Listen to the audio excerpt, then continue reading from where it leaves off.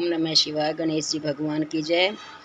जब सप्तऋषि माता पार्वती की परीक्षा लेने आए थे तब माता पार्वती उनकी बात सुनकर फिर कैसे ब्राह्मण देवता को कहती है। पार्वती बोली, बाबा जी अब तो मैंने यह समझा था कि कोई दूसरे ज्ञानी महात्मा आ गए हैं, परंतु अब सब ज्ञात हो गया, आपकी कलई खुल गई। आपसे क्या कहूँ, विशेष इस दशा में अब आप अवैध ब्राह्मण है। ब्राह्मण देवता, आपने जो कुछ कहा वह सब मुझे ज्ञात है, परंतु वह सब झूठा ही है, सत्य कुछ नहीं है। आपने कहा कि मैं शिव को जानता हूँ। यदि आपकी यह बात ठीक है तो आप ऐसी युक्ति एवं बुद्धि के विरुद्ध बात नहीं बोलते। यह ठीक है कि कभी कभी महेश्वर अपनी लीला शक्ति से प्रेरित हो तथाकथित अद्भुत वेश धारण कर लिया करते हैं, परंतु वास्तव में वे साक्षात परम ब्रह्म परमात्मा है। उन्होंने स्वेच्छा से ही शरीर धारण किया है। आप ब्रह्मचारी का स्वरूप धारण कर मुझे ठगने के लिए उद्यत हो यहाँ आए हैं और अनुचित एवं असंगत युक्तियों का सहारा ले छल कपट से युक्त बातें बोल रहे हैं। मैं भगवान शंकर के स्वरूप को भली भांति जानती हूँ, इसलिए यथा योग्य विचार करके उनके तत्व का वर्णन करती हूँ। वास्तव में शिव निर्गुण ब्रह्मा है, कारणवश सगुण हो गए हैं। जो निर्गुण है, समस्त गुणों जिनके स्वभूत हैं, उनकी जाति कैसे हो सकती है? वे भगवान सदाशिव समस्त विद्याओं के आधार हैं। फिर उन पूर्ण परमात्मा को किस विद्या से क्या काम? पूर्व काल में कल्प के आरंभ में भगवान शंभु ने श्री विष्णु को उच्छ्वास रूप से संपूर्ण वेद प्रदान किए थे। अतः उनके समान उत्तम प्रभु दूसरा कौन है? जो सबके आदि कारण है। उनकी अवस्था अथवा आयु का मापतोल कैसे हो सकता? प्रकृति उन्हीं से उत्पन्न हुई है, फिर उनकी शक्ति दूसरा क्या कारण हो सकता? जो लोग सदा प्रेम पूर्वक शक्ति के स्वामी भगवान शंकर का भजन करते, उन्हें भगवान शंभु प्रभु शक्ति, उत्साह शक्ति और मंत्र शक्ति, ये तीनों अक्षय शक्तियाँ प्रदान करते हैं। भगवान शिव के भजन से ही जीव मृत्यु को जीत लेता और निर्भय हो जाता है, इसलिए तीनों लोकों में उनका मृत्युंजय नाम प्रसिद्ध है। उन्हीं के अनुग्रह से विष्णु तत्व को, ब्रह्म तत्व को और देवता तत्व को प्राप्त हुए हैं। शिव जी का पक्ष लेकर बहुत बोलने से क्या लाभ है? वे भगवान स्वामी महाप्रभु हैं। कल्याणी रूप शिव की सेवा से यहाँ कौन सा मनोर सिद्ध नहीं हो सकता? उन महादेव जी के पास किस किस बात की कमी है जो वे भगवान सदाशिव श्याम मुझे पाने की इच्छा करे? यदि शंकर की सेवा न करे तो मनुष्य 7 जन्मों तक दरिद्र होता है और उन्हीं की सेवा में सेवक हो सो लोक में कभी नष्ट न होने वाली लक्ष्मी प्राप्त होती है। जिनके सामने 8 सिद्धियां नित्य आकर सिर नीचा कर इस इच्छा से नृत्य करती है कि वे भगवान हम पर संतुष्ट हो जाए, उनके लिए कोई भी हितकर वस्तु दुर्लभ हो सकती है क्या? यद्यपि यहाँ मांगलिक कही जाने वाली वस्तुएं शंकर का सेवन नहीं करती, तथापि उनके स्मरण मात्र से ही सबका मंगल होता है।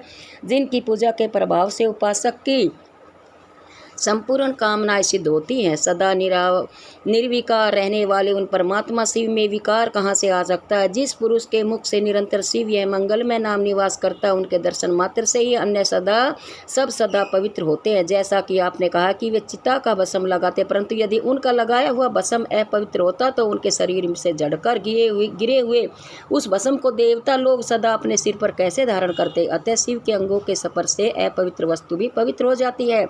जो महादेव सगुण होकर तीनों लोकों के कर्ता, भर्ता और हर्ता होते हैं तथा निर्गुण रूप में शिव कहलाते हैं, वे बुद्धि के द्वारा पूर्ण रूप से कैसे जाने जा सकते हैं? परम ब्रह्म परमात्मा शिव का जो निर्गुण रूप है उसे आप जैसे बहिर्मुख लोग कैसे जान सकते हैं? जो दुराचारी और पापी वे देवताओं से बहिष्कृत हो जाते हैं, ऐसे लोग निर्गुण शिव के तत्व को नहीं जानते।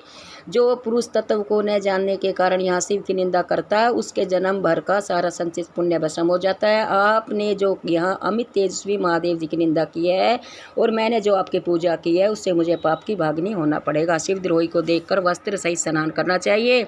शिवद्रोही का दर्शन हो जाने पर प्रायश्चित करना चाहिए। इतना कहकर पार्वती जी उस ब्राह्मण पर अधिक रुष्ट होकर बोली, अरे रे दुष्ट, तूने कहा था कि मैं शंकर को जानता हूँ, परंतु निश्चय ही तूने उस सनातन शिव को नहीं जाना है।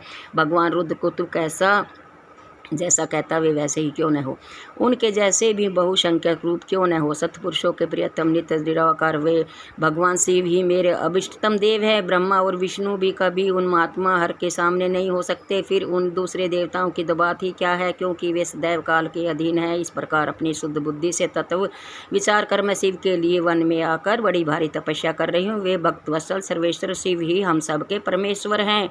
दीनों पर अनुग्रह करने वाले उन महादेव को ही प्राप्त करने की इच्छा हुई है। ब्रह्मा जी कहते हैं, नारद ऐसा कहकर गिरिजा चुप हो गई और निराकार चित्त से भगवान शिव का ध्यान करने लगी। देव किस बात को सुनकर ब्रह्मचारी ब्राह्मण जो ही कुछ वीर फिर कहने के लिए उद्यत हुआ। तो वहीं शिव ने आसक्ति चित्त होने के कारण शिव ने उनकी निंदा सुनने से विमुख हुई। पार्वती अपनी सखी विद्या से शीघ्र बोली। पार्वती ने कहा, सखी, इस अधम ब्राह्मण को अत्यंतपूर्वक रोको, यह फिर कुछ कहना चाहता है, यह केवल शिव की निंदा ही करेगा। जो शिव की निंदा करता है केवल उसी को पाप नहीं लगता, जो उस निंदा को सुनता है वह भी यहाँ पाप का भागी होता है। भगवान शिव के उपासकों को चाहिए कि वे शिव की निंदा करने वाले का सवर्था वध कर, यदि वह ब्राह्मण हो तो उसे अवश्य ही त्याग दे और शाम उस निंदा के स्थान से शीघ्र दूर चले जाए। यह दुष्ट ब्राह्मण फिर शिव की निंदा करेगा। ब्राह्मण होने के कारण यह वैद्य है तो है नहीं, अतः त्याग देने योग्य है। किसी तरह की निंदा उसका मुँह नहीं देखना चाहिए। इस स्थान को छोड़कर हम लोग आज ही किसी दूसरे स्थान में शीघ्र चलें, जिससे फिर इस अज्ञानी के साथ बात करने का अवसर न मिले। ब्रह्मा जी कहते, नारद, ऐसा कहकर वो माँ ज्यों ही अन्यंत्र जाने के लिए पैर उठाए तो वहीं भगवान शिव ने अपने साक्षात स्वरूप से प्रकट हो प्रिया पार्वती को हाथ पकड़ कर लिया। शिवा जैसे स्वरूप का ध्यान करती थी वैसा ही सुंदर रूप धारण करके शिव ने उन्हें दर्शन दिया।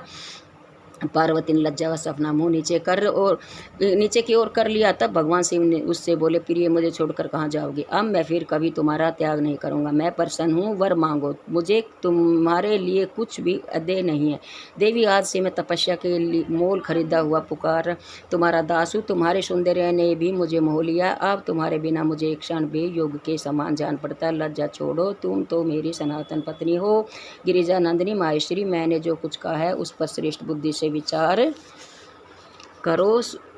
सुस्थिर चित्त वाली पार्वती, मैंने नाना प्रकार से तुम्हारी बारंबार परीक्षा ली है। लोका लीला का अनुसरण करने वाले मुझ सब जन के अपराध को क्षमा कर दो। शिवे, तीनों लोकों में तुम्हारी जैसी अनुग्रहिणी मुझे एक दूसरी कोई नहीं दिखाई देती है। मैं सवर्ता तुम्हारे दिन हूँ, तुम्हारी इच्छा पूर्ण है। प्रिय, मेरे पास आओ, तुम मेरी पत्नी हो और मैं तुम्हारा वर हूँ। तुम्हारे साथ मैं शीघ्र ही अपने निवास स्थान उत्तम पर्वत कैलाश को चलूंगा।